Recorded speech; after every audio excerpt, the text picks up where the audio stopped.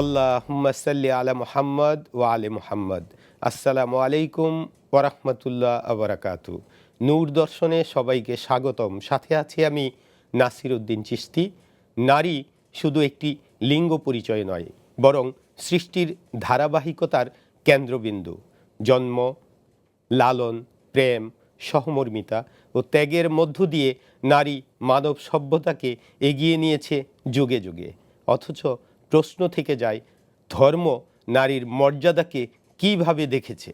নারী কি কেবল সামাজিক কাঠামোর অংশ, নাকি সৃষ্টির মৌলিক অবিচ্ছেদ্য সত্য? আজকের অনুষ্ঠানে আমরা ধর্মের আলোকে ন্যায় ও সত্যের দৃষ্টিতে নারীর অবস্থান, মর্যাদা ও দায়িত্ব নিয়ে কথা বলবো। আমাদের আজকের বিষয় ধর্মীয় দৃষ্টিতে নারীর মর্যাদা।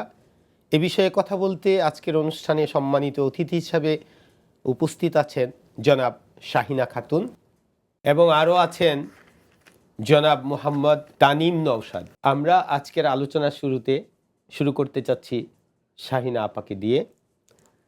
ধর্মগ্রন্থসমূহে নারীকে সৃষ্টির কোন অবস্থায় রাখা হয়েছে? সহযোগী হিসাবে না অধীনতা হিসাবে? অবশ্যই সহযোগী হিসেবে, সবগুলো ধর্মের সহযোগী হিসেবে রাখা হয়েছে। আপনি প্রাণ সৃষ্টির ইতিহাস যদি দেখেন, যে ব্যাখ্যা করা হয়েছে বিভিন্ন ধর্মে, তাতে তখন নারী বা পুরুষ আলাদা করে কিছুই বলা হয় না, মানুষ সৃষ্টির কথা বলা হয়েছে। মূলত পুরুষ এবং মহিলা, নারী এবং পুরুষ দুইজনই মানুষ এবং একই আত্মা থেকে সৃষ্টি করা হয়েছে।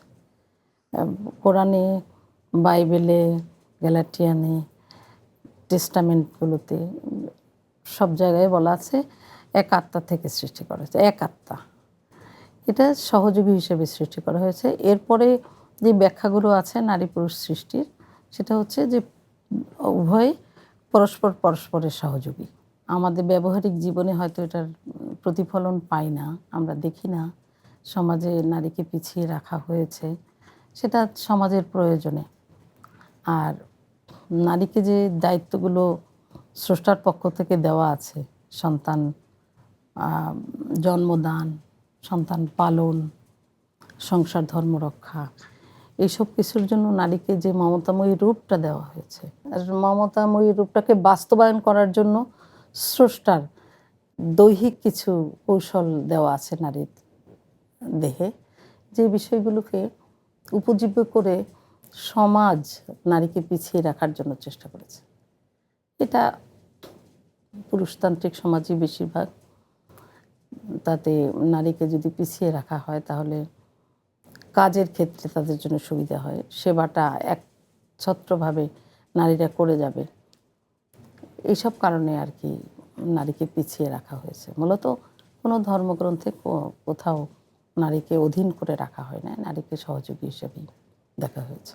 জি, ধন্যবাদ আপনাকে। আসলে আমরা পরিপূরক হিসাবেই সৃষ্টিতে আছি।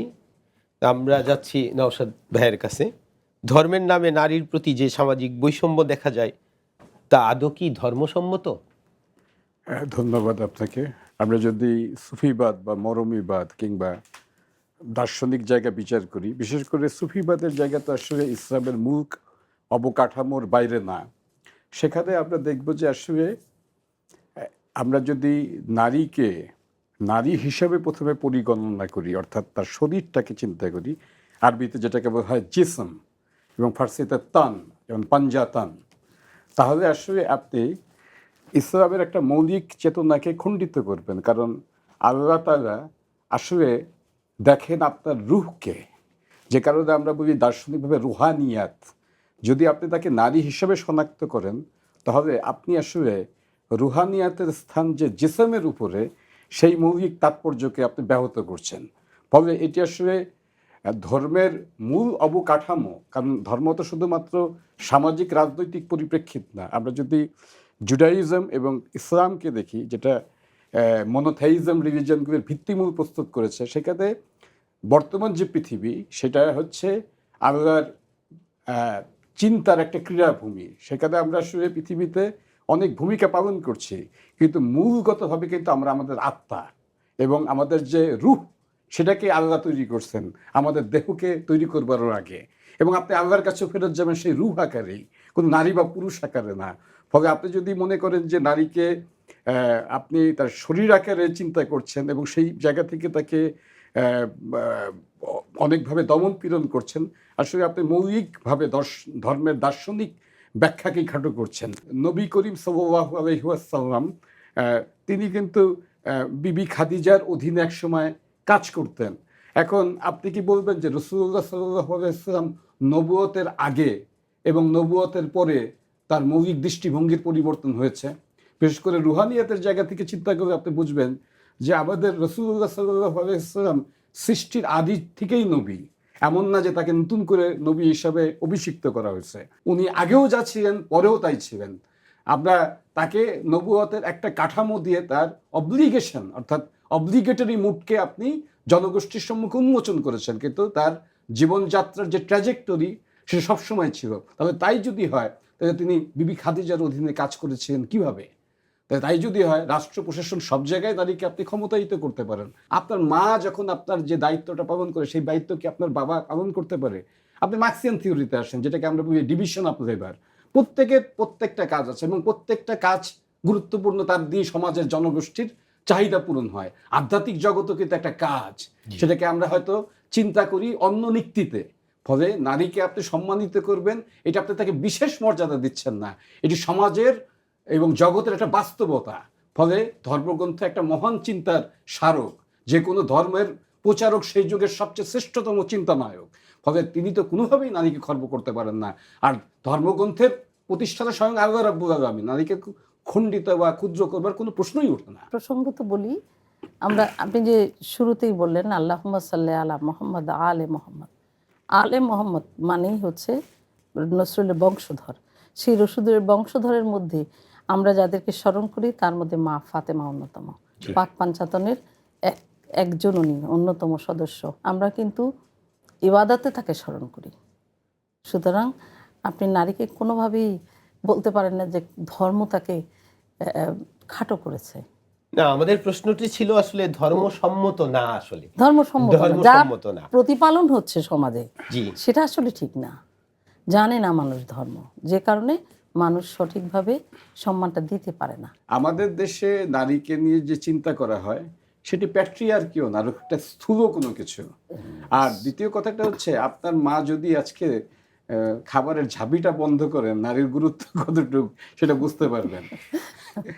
আমরা আমাদের জাতীয় কবি কাজী নজরুল ইসলাম তার এক লিখনীতে বলেছেন, সেই যুগ হয়েছে বাসি যে যুগে পুরুষ ছিল না, দাস ছিল না কো, নারীরা ছিল দাসী।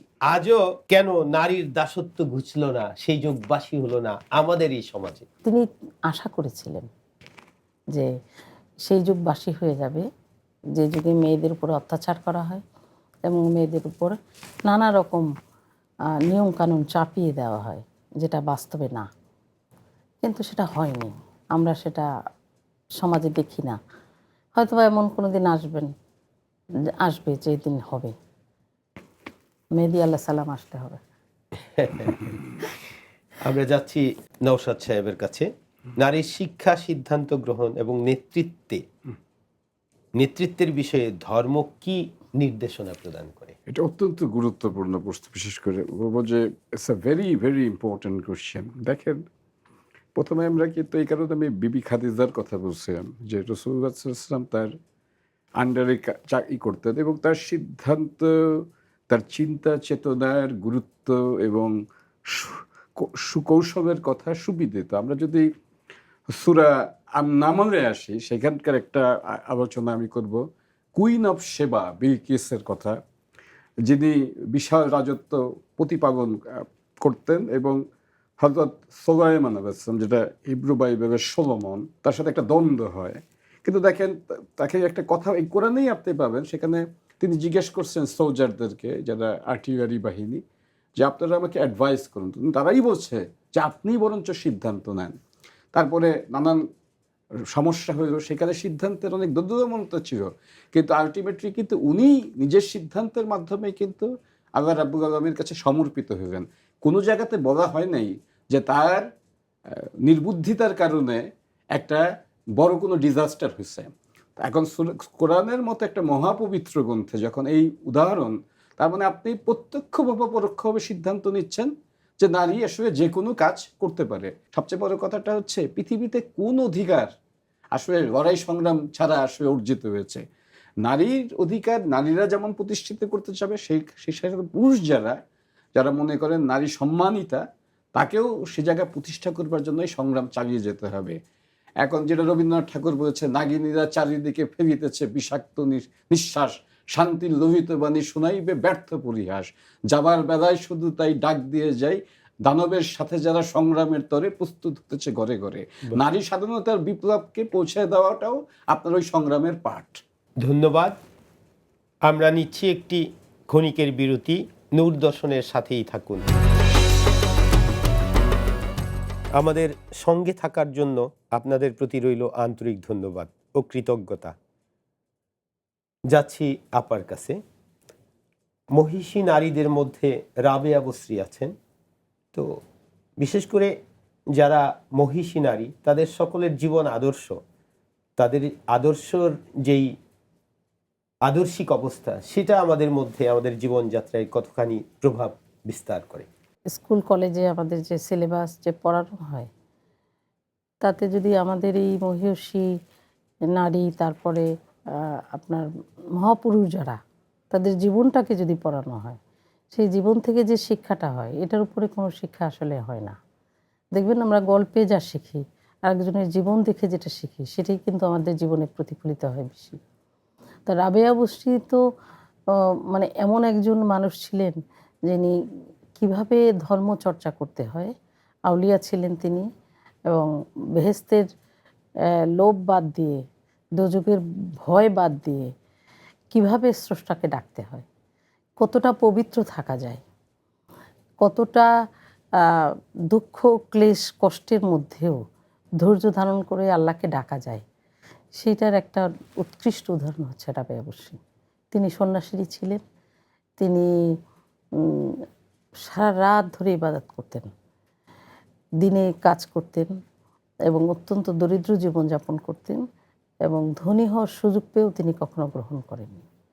তিনি এই যে সমস্ত কিছু ত্যাগ করা, এই রিপুগুলোকে ত্যাগ করে যে স্রষ্টাকে ভালোবাসা যায়, ভালোবেসে যে তাকে ডাকা যায় এবং ডাকলে যে তাকে পাওয়া যায়, সেই উদাহরণ সৃষ্টি করেছেন হচ্ছে রাবেয়া বসরি। ধন্যবাদ আপনাকে। আমরা ফকির লালন সাইজির একটা গানে শুনি, মায়েরে ভুজিলে হয় তার বাপের ঠিকানা। এই সম্পর্কে আপনার কাছ থেকে কিছু শুনতে চাই।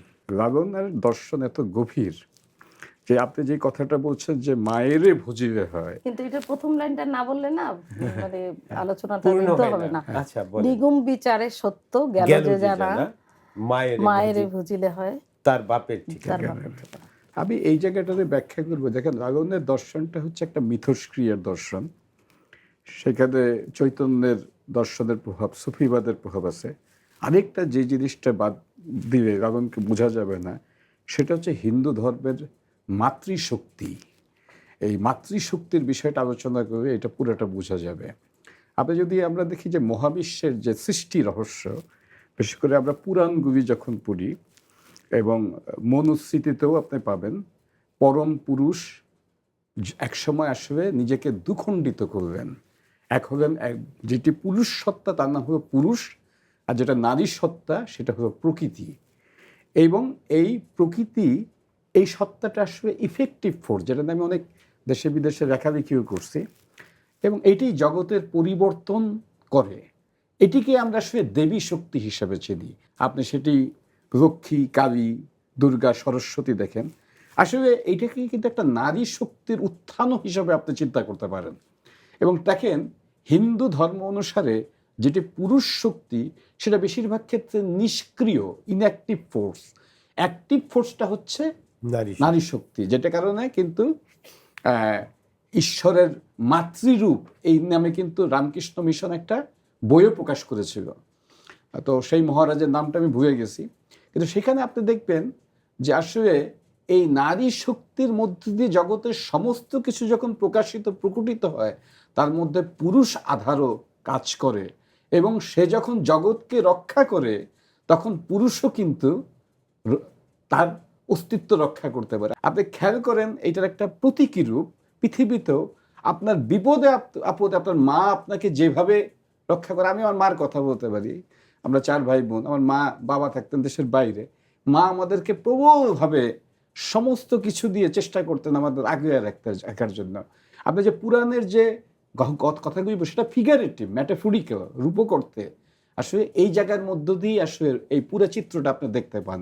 লালন সাঁইজি আধ্যাত্মিক জগতের এক সর্বোচ্চ জায়গায় পৌঁছেছিলেন। তার অনেক কিছু হয়তো যারা প্রচলিত ধারায় আধ্যাত্মিক চর্চা করে তারা হয়তো গ্রহণ করবেন না, কিন্তু আসলে এখন প্রচলিত ধারার বা গণ্ডির মধ্যে থাকার সময় শেষ।